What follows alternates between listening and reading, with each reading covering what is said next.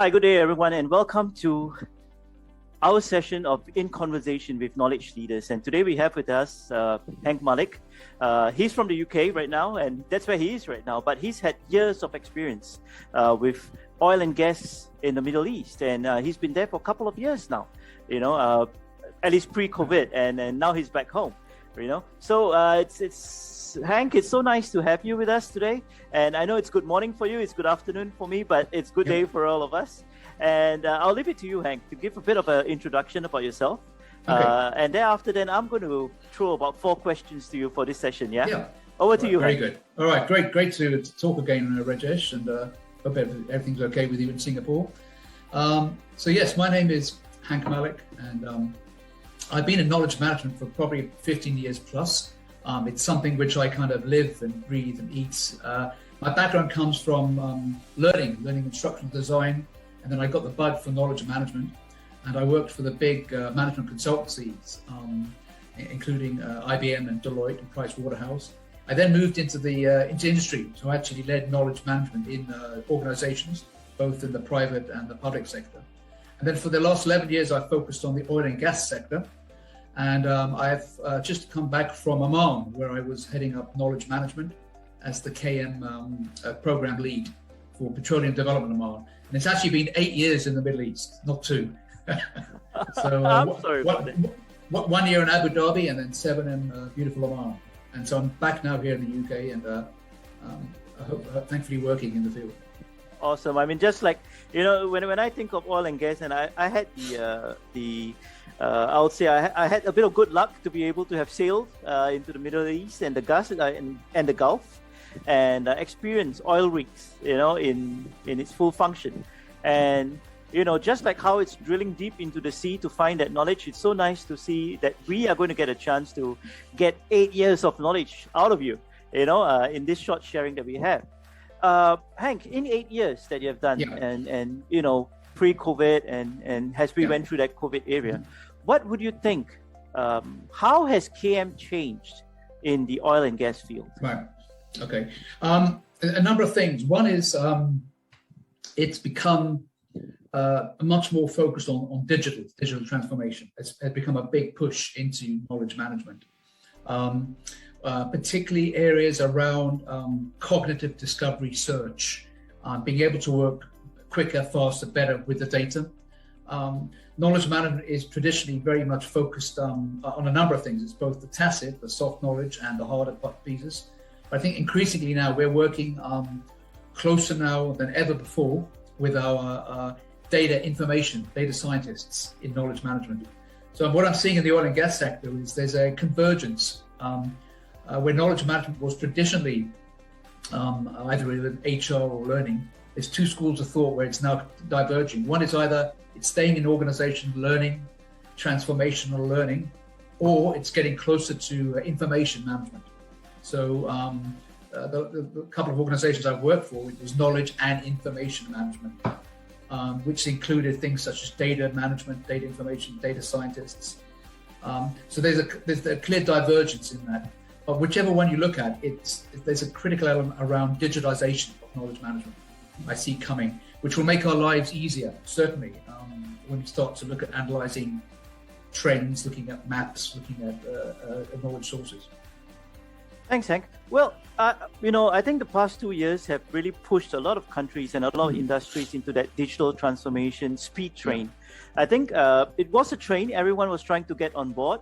But during that period, at least the last 1.5 years, it's really shot up into a bullet train, and everyone's trying to hang on to it or to build new stuff onto it, right?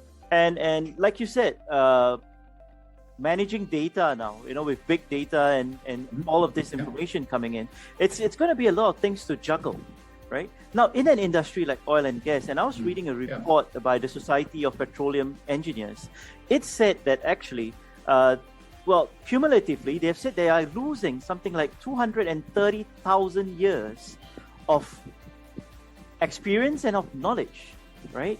Now, within that same field and with your experience that you have, what do you think is the biggest challenge for the oil and gas industry in terms of KM and losing this tacit or explicit knowledge? Yeah, actually, it's actually nothing new. It's been happening for about 20 years in the sector. It's just now accumulating more. Coming from the Middle East, we had a double whammy in that it was not only retirees leaving, but it was also the expat, the concept of nationalization of jobs in the Middle East for getting jobs for local staff, which is a very noble thing. So it's actually losing expertise from expats. Very skilled technical expats who may have been in the field for 10, 15, 20 years. So they're also leaving. So it's actually exacerbated the problem. To go back to the question of the challenges, I think certainly the brain drain is probably the biggest challenge the sector is facing now. I saw that firsthand where we were losing skills across the whole piece, from geologists, geophysicists, well engineers, operational managers, finance. So it's lost across the whole area. So I think the biggest challenge is how we try to capture that. And again, there's a school of thought which says you can't capture knowledge, you can't capture the tacit knowledge. So it's got to be a blend of much more holistic thinking around talent management, human capital management. So I think it's very much, when we think about this, we should think from day one about how we're going to capture knowledge from our staff. And then we go through the human capital life cycle. So the Americans have a very common term which calls about on the onboarding. We should be capturing knowledge from day one, skills, expertise. And a lot of organizations do it poorly, but it's capturing knowledge from past jobs, past employees. Tell me what you know. So that's what I call about the learning before. And that's a big push in oil and gas. And smart companies do that. So for new hires coming aboard, we try to do a little entry interview to saying about what do you bring to us. We then go on to the we call it the in-flights, so that they should be continuous learning loops as the skilled staff stay in the organization, so that we can continuously learning from them, which is called the learning during. And then the second element is the learning after, and that is the traditional knowledge exit interviews. There's the whole retention of critical knowledge. But invariably, the biggest challenges are that comes too late.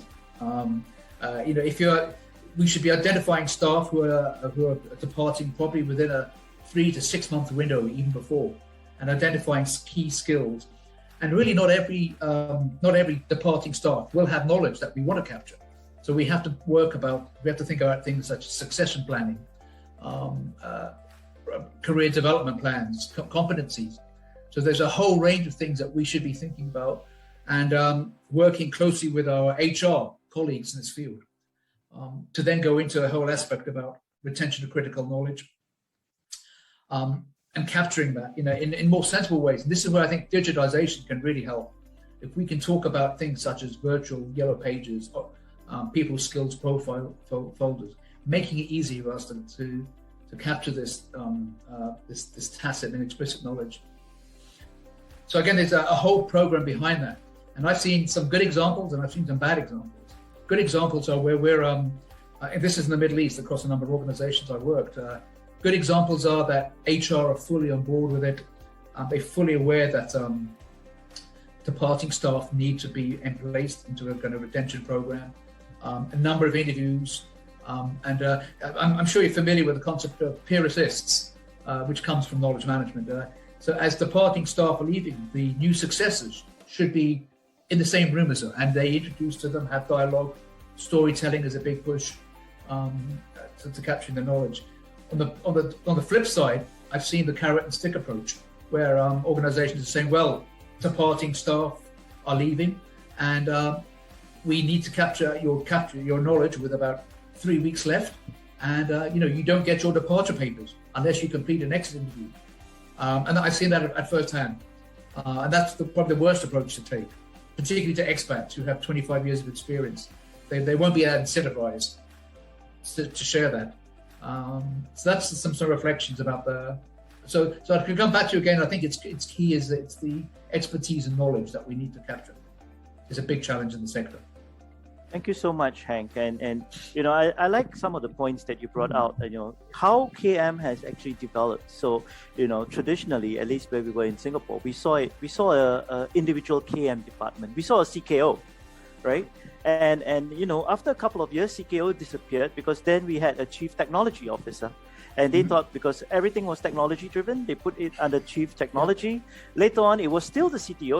He was called chief transformation officer. Now, what we have started to see now, actually, in Singapore is the integration of the KM department into the HR department.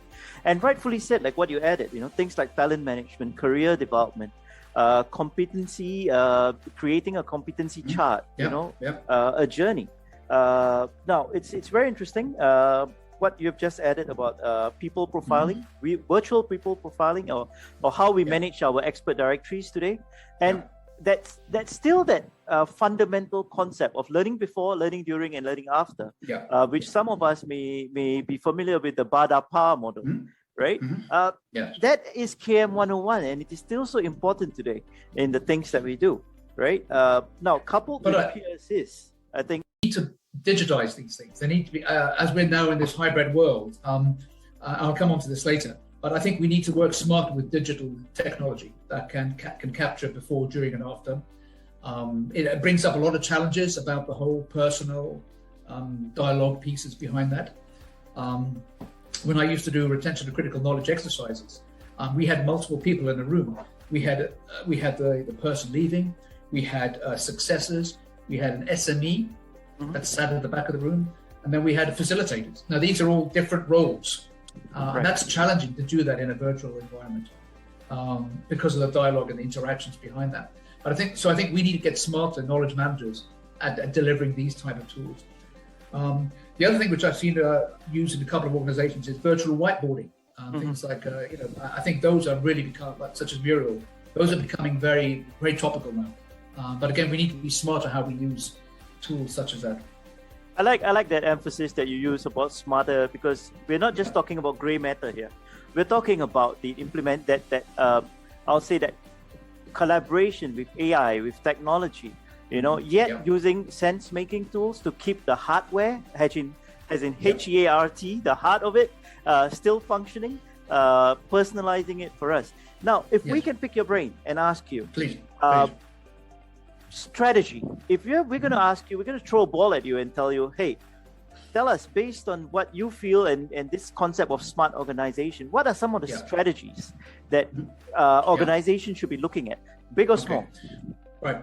I think where I've seen success is in two areas. One is I've seen a number of energy companies is that KM working as an island is failing. It didn't get the traction. It didn't get the support, and I've seen organizations, and even in good times now. I mean, I think oil price is now $80 a barrel, so things are progressing. But it went through quite a vicious cost-cutting exercise, and budgets weren't coming to the knowledge management department. So I think it's the question of getting aligned with major transformation programs. So the two biggest opportunities to see, one is with Lean Six Sigma. So those organizations that actually really support it, there's significant budget, there's significant executive support for it. So I was involved in a number of projects where we were trying to gain a similar process. So we're part of not part of Six Sigma, but we're using their methods, their tools, and that's starting to get real traction. So an example from one of the companies I work with, we started to use some of their approaches, such as Gemba walks, you may be familiar with, or huddles. These are lean terminologies, or lean dashboards. So it's just a common approach to presenting figures, performance management metrics, and we adopted that with their blessings, and that really we found that really gave us additional traction, so that we are not reinventing the wheel. Because as I said, I'm KM through. But I see the organizations don't have the teeth for that. So it's best that they, we say in England, choose the right horse to back in the horse race. I think it's important. So we followed that, and also KPI metrics. So Lean was very good in performance measurement metrics, outputs. So I think we started to adopt some of those metrics. So it's a common language of KPIs that are being used and measured against. Also with some visual dashboards, which were also important, performance dashboards. So there's that element there. I see that as linking a strategy to that. There's also then the digital transformation strategy. And again, I've quite a few consultancies presented to me from the big players about their digital transformation roadmap. I could probably quite honestly say not one of them mentioned knowledge management. So there was a big opportunity there and a big gap. They see it as AI, visualization, robotics, AVR. Knowledge management is the humanization piece. It's the organizational learning piece. And I think there was a recent article which came out by, Madam in India. He does a fantastic website called, I think, is it Your Story? Brilliant, very good. He did an interview with, I think, some leading players from McKinsey who have just produced a whole roadmap for digital transformation. I think it's about 500 pages in length, so a big book. But that's the first time I've seen actually knowledge management being mentioned in a roadmap. And I think that they're mapping it in with organizational learning, talent management, and I was very pleased to see that. So I think there's an opportunity to merge knowledge management with transformation management. So a lot of organizations are building their own strategy around digital transformation. And again, that's another area where there's a lot of money, a lot of emphasis, a lot of jobs being created. But I think knowledge management can actually have at the humanizating factor. Thanks, Hank. I was going to ask you, post-COVID, what are your main concerns about managing knowledge? But I think in your last sharing, you kind of touched a bit of it on getting on board that digital transformation train. What would you have to say? Yeah, it is. Again, I just wrote an article recently for the Information and Management Professional magazine in Silip. I did bring up on this, but I think that we were hit by digital chaos when COVID came along. Suddenly, overnight, you had 10 tools and you had 3 collaboration tools, tools that people weren't familiar with, and there was chaos. Where do I store documents? How do I communicate? Let alone all the risk, security, risk areas around that, data protection. So I think knowledge management has a real chance to, and I think they've lost an opportunity around collaboration. It's definitely in our area. It's in our field of expertise, collaboration and communities. And I just feel that maybe that has been, IT has jumped on the bandwagon and offered collaboration tools without looking at the people, process, governance, training.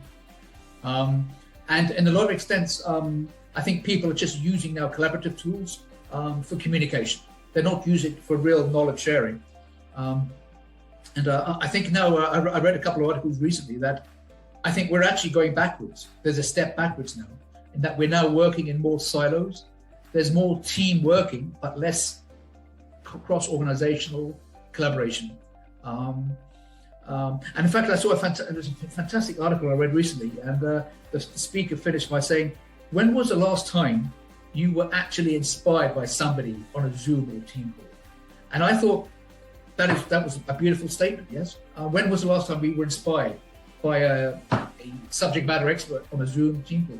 It's almost near impossible, I think, personally. You have to be there, and so we've lost that traction behind that. But I think we particularly collaboration, we should be managing that space, and we should get kudos for it also. I think knowledge managers have maybe been slightly put to one side, and we need to come back. But how do you run communities? I think that's a really important opportunity for us. All right, Hank, thank you so much. Today we will have knowledge managers or aspiring knowledge management students, even organizations who are listening out to this video. If you can give them a one-sentence advice on what they should be aligned with, right? What would that one sentence be? Yeah, I think it's about 3 things. I call them the 3 C's, but you can get the 5, 6, 7, 8 C's of knowledge. I think the biggest one is around communication. We have to communicate. We're storytellers. It's communicating our messages. So for example, when I run my KM teams, I always have a KM communications manager in the team. It's critical. Mm-hmm. So it's communicating through audio, visual, icons. That's communication. Third one is around collaboration. Absolutely. I've seen some organizations who brought me in and said, we're scrapping the word knowledge management. You know, that was 10 years ago. It's called collaboration now. Mm-hmm. So there's a big push. And the third one is around coordinations. We're coordinators. We connect people. So it's around the connections. So I think they're the three big C's that I think we should focus on. Thank you so much. I always think in threes.